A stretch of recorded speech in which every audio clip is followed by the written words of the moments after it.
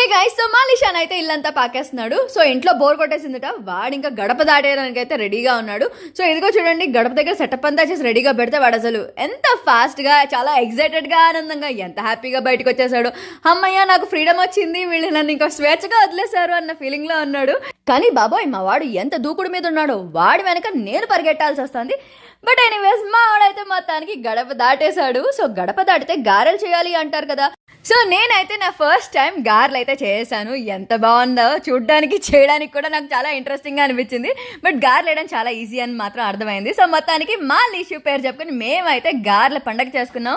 ఇంకా మా లిషానికి గారెలు కూడా తినిపించాం. వాడైతే యమ్ యమ్ అనుకుంటూ ఎంత బాగా తిన్నాడో. దాని తర్వాత ఆ హ్యాపీనెస్ లో వాడి ఫేవరెట్ చిట్టి చిలకమ్మ కార్టూన్ చూసాడు అనమాట. సో ఈ కార్టూన్ లో చిలక చేతులు ఊపుతూ ఆడుతూ ఉంటుంది. సో మా వాడికి కూడా అలా చేతులు ఊపుతూ ఎంజాయ్ చేయడం బాగా ఇష్టం అనమాట. సో కార్టూన్ చూసేంతసేపు అలా ఎంజాయ్ చేస్తూ ఉంటాడు. సో ఇలాంటి ఎన్నో వీడియోస్ చూడడానికి నా ఛానల్ కి సబ్స్క్రైబ్ అయిపోండి.